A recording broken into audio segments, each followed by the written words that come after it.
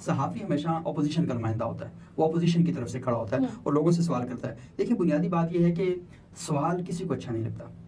میں آپ سے پوچھوں کہ یہ چیز آپ نے کیسے کی، وہ قانون آپ نے کیسے بنایا، فلانی جو سڑک ہے اس میں اتنی کرپشن ہوئی ہے، ٹھیکے آپ نے لوگوں کو کیسے دیے، تو لازمی ہے یہ ساری چیزیں لوگوں کو کہاں اچھی لگتی ہیں، یہ تو قابل قبول نہیں ہوتی ہیں. تو سوال مولوی سے کریں گے وہ کفر کا فتویٰ لگائے گا، سوال اسٹیبلشمنٹ سے کریں گے وہ غدار کا فتویٰ لگائے گی، سوال سیاسی رہنما سے کریں گے وہ آپ کو بکاؤ مال اور لفافہ صافی کہے گا. تو سوال ایون کہ پریس کلب کے صدر سے بھی نہیں ہو سکتا، سوال یونین کے صدر سے بھی نہیں ہو سکتا، سوال تو ٹی وی چینل کے مالک سے بھی نہیں ہو سکتا، سوال تو ریڈیو اور ٹی وی کے اخبار کے مالک سے بھی نہیں ہوتا. کون سوالوں کا جواب دیتا ہے مناہل؟ آپ یہاں پہ سوال جس سے بھی کریں گے سب سے پہلے وہ آپ کو خریدنے کی کوشش کرے گا. آپ بکنے والے نہیں ہوں گے تو پھر آپ پر الزام لگانا شروع کر دے گا. وہ یہ کہے گا کہ میں جانتا ہوں تم کس قسم کے صحافی ہو. وہ آپ کے خلاف 4 بندوں کو کھڑا کر دے گا، آپ کے ادارے پر دباؤ ڈالے گا، آپ کی نوکری سے آپ کو فارغ کروا دے گا. موبائل کمپنیوں کے خلاف آپ خبر نہیں دے سکتے، ہو گئے ان سے لینڈ مافیا کے خلاف آپ خبر نہیں دے سکتے، ٹمبر مافیا کے خلاف آپ خبر نہیں دے سکتے. تو یہ تو کوئی بھی چاہتے نہیں کہ آپ سے سوال کیا جائے. امیر سے امیر آدمی سوال برداشت نہیں کرتا، غریب سے غریب آدمی سوال برداشت نہیں کرتا. سوال اصل میں دستک دیتا ہے دماغوں میں، سوال اصل میں